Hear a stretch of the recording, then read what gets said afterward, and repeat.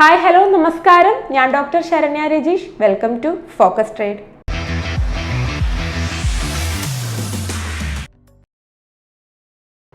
So എല്ലാവരും trading ഒക്കെ എങ്ങനെ പോണു? അടിപൊളിയായിട്ട് പോണു എന്ന് തന്നെ വിശ്വസിക്കുന്നു. നമ്മൾ കഴിഞ്ഞ വീഡിയോയിൽ ലോട്ടിനെ കുറിച്ച് എങ്ങനെയാണ് കറക്റ്റായിട്ട് ലോട്ട് സെലക്ട് ചെയ്യാം എന്നൊരു വീഡിയോ ആണ് ചെയ്തത്.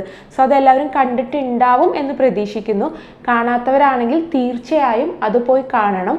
കാരണം ലോട്ട് സെലക്ട് ചെയ്യുക എന്നുള്ളത് വളരെ അധികം ഇമ്പോർട്ടൻ്റ് ആയിട്ടുള്ള കാര്യമാണ്. കാരണം നമ്മൾ റിസ്ക് മാനേജ് ചെയ്തിട്ട് എപ്പോഴും ട്രേഡ് ചെയ്യണം. കാരണം നമ്മൾ റിസ്ക് മാനേജ് ചെയ്യാൻ പറ്റിയില്ലെങ്കിൽ നമ്മളുടെ ക്യാപിറ്റൽ നഷ്ടപ്പെടാനുള്ള സാധ്യതയുണ്ട്. അപ്പോൾ റിസ്ക് എപ്പോഴും മാനേജ് ചെയ്യണം. അപ്പോൾ അതിനു വേണ്ടി കറക്റ്റായിട്ട് എങ്ങനെയാണ് ലോട്ട് സെലക്ട് ചെയ്യുക? കാരണം റിസ്ക് മാനേജ്മെൻറ്റിൻ്റെ ഒരു ഇമ്പോർട്ടൻറ്റ് സ്റ്റെപ്പാണ് ലോട്ട് സെലക്ഷൻ. അപ്പോൾ ആ ലോട്ട് സെലക്ട് ചെയ്യുന്നതിനെ കുറിച്ചാണ് നമ്മൾ കഴിഞ്ഞ വീഡിയോ ചെയ്തത്. സോ ആ വീഡിയോ കാണാത്തവരാണെങ്കിൽ തീർച്ചയായും പോയി ആ വീഡിയോ കാണണം. അതുപോലെ തന്നെ നമ്മുടെ റിസ്ക് മാനേജ്മെൻറ്റ് പറയുമ്പോൾ നമ്മുടെ ബ്രോക്കറെ സെലക്ട് ചെയ്യലും നമുക്ക് വളരെ ഇമ്പോർട്ടൻ്റ് ആയിട്ടുള്ളൊരു കാര്യമാണ്. എപ്പോഴും ഞാൻ പറയാറുണ്ട്, ബ്രോക്കറെ വളരെ സൂക്ഷിച്ച് മാത്രം സെലക്ട് ചെയ്യുക എന്നത്. ഞാൻ യൂസ് ചെയ്യുന്ന ബ്രോക്കറിൻ്റെ ലിങ്ക് ഞാൻ ഡിസ്ക്രിപ്ഷൻ ബോക്സിൽ കൊടുത്തിട്ടുണ്ട്. സോ നിങ്ങൾക്ക് ആ ലിങ്കിൽ കയറി രജിസ്റ്റർ ചെയ്യാം.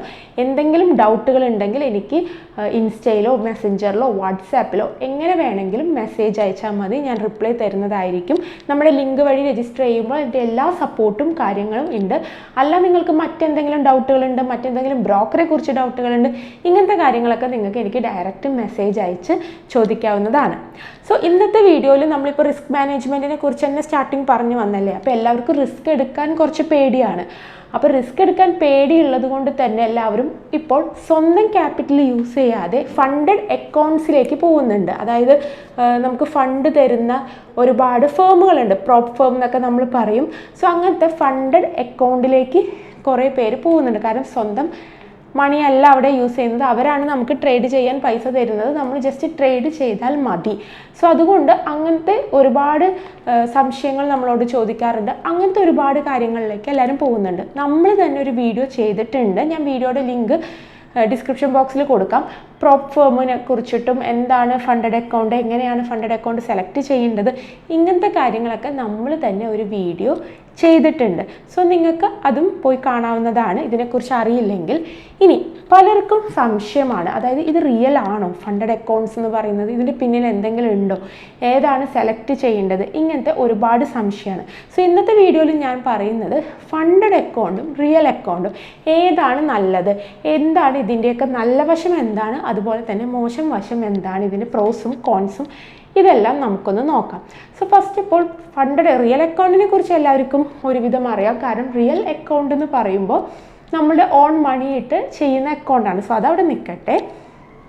ഫണ്ടഡ് അക്കൗണ്ടിലേക്ക് വരുമ്പോൾ എങ്ങനെയാണ് ഫണ്ടഡ് അക്കൗണ്ട്, നമ്മൾ ഓൾറെഡി നമ്മൾ എന്താണെന്നൊക്കെ ഞാൻ ഡീറ്റെയിൽ ആയിട്ട് വീഡിയോയിൽ പറഞ്ഞിട്ടുണ്ട്. സോ കാണാത്തവർ അതൊന്ന് പോയി കാണണം.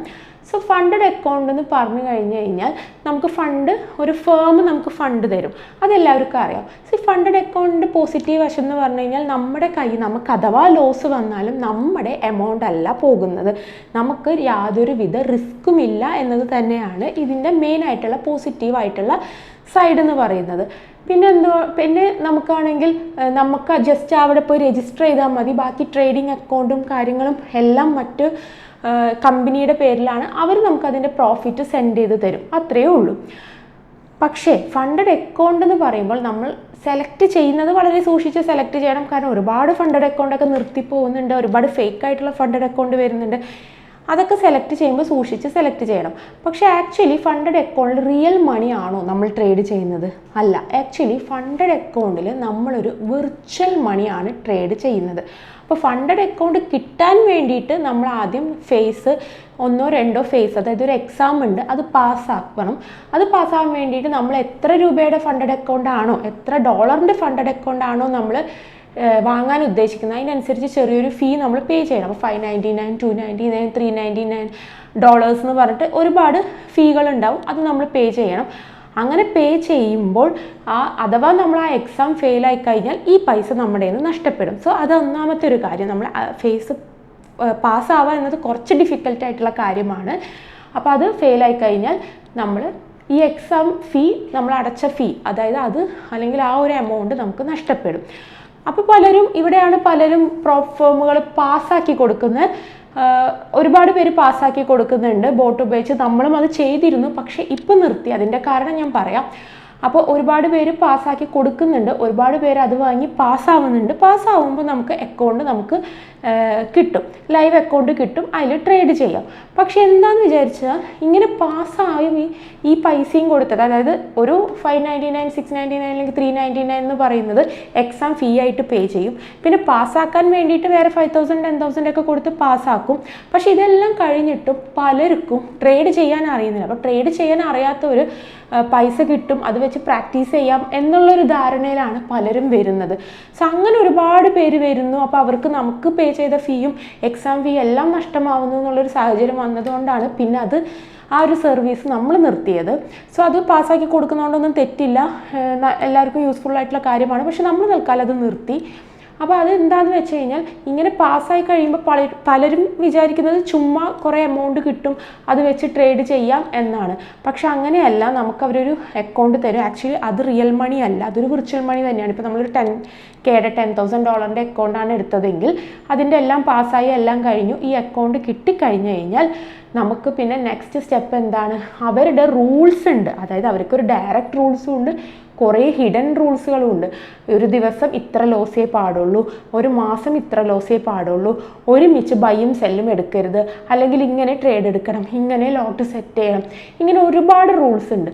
ഇതിൽ ഏതെങ്കിലുമൊക്കെ റൂൾ, ചില ഹിഡൻ റൂൾസുകളുണ്ടാവും. ഏതെങ്കിലുമൊക്കെ റൂള് നമ്മൾ തെറ്റിച്ച് കഴിഞ്ഞ് കഴിഞ്ഞാൽ നമ്മുടെ അക്കൗണ്ട് അവർ സ്റ്റോപ്പ് ചെയ്ത് വെക്കും, നമുക്ക് പിന്നെ ട്രേഡ് ചെയ്യാൻ പറ്റില്ല, അത് അവിടെ വെച്ച് ഹോൾഡ് ആവും. സോ ഇങ്ങനെ ഇത്രയും റൂൾസ് എല്ലാം പാലിച്ച് വളരെ സ്റ്റേബിളായിട്ട് ട്രേഡ് എടുക്കാൻ പറ്റുന്നവർ വളരെ കുറച്ച് ആൾക്കാരുള്ളൂ. 100 പേരിൽ ഒരു 10-20 പേര് ജയിച്ചാൽ അവരിലും ഒരു 5-10 പേർക്ക് ഇങ്ങനെ പോവാൻ പറ്റുള്ളൂ, കറക്റ്റായി സ്റ്റേബിളായിട്ട് പോവാൻ പറ്റുള്ളൂ. അപ്പോൾ എക്സ്പീരിയൻസ് ഉള്ള, പ്രാക്ടീസ് ഉള്ള എല്ലാവർക്കും ഇത് ചെയ്യാൻ പറ്റും. പക്ഷെ അല്ലാതെ എമൗണ്ട് കിട്ടുമെന്ന് വിചാരിച്ച് ചാടിക്കയറി വരുന്നവരുടെ കാര്യം ഞാൻ പറഞ്ഞത്. ഈ റൂൾസ് എല്ലാം പാലിച്ച് മുന്നോട്ട് പോകാൻ വളരെ ഡിഫിക്കൽട്ടാണ്. ഇങ്ങനെ 3-4 മാസം പോയി അവർ ചെറിയ പേ ഔട്ടൊക്കെ തന്ന് തുടങ്ങിക്കഴിഞ്ഞാൽ പിന്നെ നമ്മളെ അവർ ഓരോ സ്റ്റെപ്പിലേക്കും അപ്ഗ്രേഡ് ചെയ്യും. അപ്പം ഇതെല്ലാം ഒരു വിർച്വൽ മണിയാണ്. കാരണം എന്താണെന്ന് വെച്ച് കഴിഞ്ഞാൽ അവർക്ക് ഈ എക്സാം ഫീ ആയിട്ട് കിട്ടുന്നതും അങ്ങനെ തന്നെ ഒരുപാട് എമൗണ്ട് അവർക്ക് വരും. അപ്പം നമ്മൾ പാസ്സായാലും ഒരുപാട് പേര് പാസ്സാവാതെയും ഇത് കൈകാര്യം ചെയ്യാൻ പറ്റാതെയൊക്കെ പകുതിക്ക് വെച്ച് നിർത്തി പോണവരാണ്. അപ്പോൾ അവർക്ക് ഇത്രയും എമൗണ്ട് കിട്ടുന്നുണ്ട്. പേ ഔട്ട് അവർക്ക് വളരെ കുറച്ചേ കൊടുക്കേണ്ടി വരും. നമുക്കറിയാം, ട്രേഡിംഗ് എന്ന് പറയുമ്പോൾ തന്നെ വളരെ ഒരു 10% പേരെ ട്രേഡിങ്ങിൽ വിജയിക്കുന്നുള്ളൂ. അപ്പോൾ അത്രയും പേര്, അതിൽ വളരെ ചെറിയ ശതമാനം പേര് ഇതെടുക്കുന്നുള്ളൂ. സോ അവർക്ക് മാത്രം പേ ഔട്ട് കൊടുത്താൽ മതി. പിന്നെ ഒരു നല്ലൊരു ട്രേഡറാണെന്ന് കണ്ടു കഴിഞ്ഞാൽ അവർ അപ്ഗ്രേഡ് ചെയ്യും, അടുത്ത സ്റ്റേജിലേക്ക് എത്തിക്കും. പിന്നെ അവരുടെ ഒരു റിയൽ മണി അവർ മാറ്റിക്കൊടുക്കും, എന്നിട്ട് അത് വെച്ചിട്ട് ട്രേഡ് ചെയ്ത് അവർക്കും പ്രോഫിറ്റ് കിട്ടുമല്ലോ. അങ്ങനെയൊക്കെ അതൊരു വലിയ ലെവലിലേക്ക് മാറും. സോ ഇങ്ങനെയാണ് മെയിൻലി ഫണ്ടഡ് അക്കൗണ്ടുകൾ അല്ലെങ്കിൽ ഫേമുകൾ വർക്കാവുന്നത്. സോ ഇതെടുക്കുമ്പോൾ നിങ്ങൾ പ്രത്യേകം ശ്രദ്ധിക്കുക. ഇതിലൊരു തെറ്റുമില്ല, ഇത് എടുക്കുന്നതുകൊണ്ട് വേറെ നെഗറ്റീവ് ഒന്നുമില്ല. പക്ഷെ നിങ്ങൾക്ക് എക്സ്പീരിയൻസ് കുറവാണ്, പ്രാക്ടീസ് ഇല്ല എന്നൊക്കെ ഉണ്ടെങ്കിൽ നിങ്ങൾ വെറുതെ എമൗണ്ടും ചിലവാക്കി ചാടിക്കയറി ഇതെടുത്ത് അല്ലെങ്കിൽ പാസ്സാക്കിച്ച് ഇതെടുത്ത് കഴിഞ്ഞാൽ നിങ്ങൾക്ക് ട്രേഡ് ചെയ്യാൻ കൂടി അറിയണം. സ്റ്റേബിളായിട്ട് ട്രേഡ് ചെയ്യാം, റിസ്ക് എല്ലാം മാനേജ് ചെയ്ത് സ്റ്റേബിളായിട്ട് ട്രേഡ് ചെയ്യാൻ അറിയണം. നല്ല പ്രാക്ടീസ് ഉള്ള ആൾക്കാർക്ക് വേറെ യാതൊരു കുഴപ്പമില്ല. അപ്പോൾ അങ്ങനെയുള്ളപ്പോൾ നമുക്ക് റിയൽ മണി ഇട്ട് കഴിഞ്ഞാൽ നമ്മുടെ റിയൽ മണി പോവും എന്നുള്ളൊരു, റിയൽ മണി ഇട്ട് നല്ലൊരു ബ്രോക്കറെ സെലക്ട് ചെയ്ത് ട്രേഡ് ചെയ്യുമ്പോൾ റിയൽ മണി പോകും എന്നൊരു റിസ്ക് ഉണ്ടെങ്കിൽ കൂടി ബാക്കി നമ്മളാണ് എല്ലാം കൺട്രോൾ ചെയ്യുന്നത്, നമുക്കാണ് എല്ലാം വരുന്നത്. സോ അവിടെ നമുക്ക് കുറച്ചും കൂടി ഏതായാലും, ഇവിടെ ആയാലും എമൗണ്ട് നമുക്ക് സ്റ്റാർട്ടിങ്ങിൽ കൊടുത്ത ചെറിയൊരു എമൗണ്ട് പോകാൻ ചാൻസ് ഉണ്ട്, ഇവിടെ ആണെങ്കിലും ചാൻസ് ഉണ്ട്. സോ ഏതാണെങ്കിലും നമുക്ക് എന്താണ്, പ്രാക്ടീസ്, നോളേജ്, ഇത് രണ്ടും അത്യാവശ്യമാണ്. സോ അങ്ങനെ നോക്കിയിട്ട് വേണം എടുക്കാൻ. അപ്പോൾ അതാണ് പ്രോഫേം. പലർക്കുള്ള ഡൗട്ടാണ് ഈ പ്രോഫേം പെട്ടെന്ന് കിട്ടും അല്ലെങ്കിൽ അതെങ്ങനെയാണ് ഏതൊക്കെയാണ്.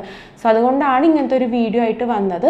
സോ ഫേം സെലക്ട് ചെയ്യുകയാണെങ്കിലും നല്ല ഫേം പെട്ടെന്നൊന്നും, കാരണം ഈ ഫേമുകളൊക്കെ പെട്ടെന്ന് നിർത്തിപ്പോയി കഴിഞ്ഞ് കഴിഞ്ഞാൽ നമുക്ക് വളരെ ബുദ്ധിമുട്ടാണ്. കാരണം പെട്ടെന്ന് നമ്മൾ ട്രേഡൊക്കെ ചെയ്ത് വരുമ്പോൾ അവർ പെട്ടെന്ന് നിർത്തിപ്പോവോ അല്ലെങ്കിൽ ഇന്ത്യയിൽ നിന്ന് ബാൻ ആക്കുമോ ഇങ്ങനെയൊക്കെ വന്നു കഴിഞ്ഞാൽ നമ്മുടെ ട്രേഡ് അതുവരെ ചെയ്ത് നമ്മുടെ എമൗണ്ട് ഒന്നും പോണില്ല, കാരണം നമ്മുടെ എമൗണ്ട് അല്ല, പക്ഷേ നമ്മുടെ എഫേർട്ട് അവിടെ നഷ്ടപ്പെടുകയാണ്. അപ്പോൾ അങ്ങനത്തെയും കാര്യങ്ങളുണ്ട്. അപ്പോൾ ഏത് സെലക്ട് ചെയ്യുകയാണെങ്കിലും നല്ല ഫേം സെലക്ട് ചെയ്യുക, റിയൽ മണിയായിട്ട് ട്രേഡ് ചെയ്യുകയാണെങ്കിൽ നല്ലൊരു ബ്രോക്കറെ സെലക്ട് ചെയ്യുക, നമ്മളെപ്പോഴും പറയുന്ന കാര്യമാണ്.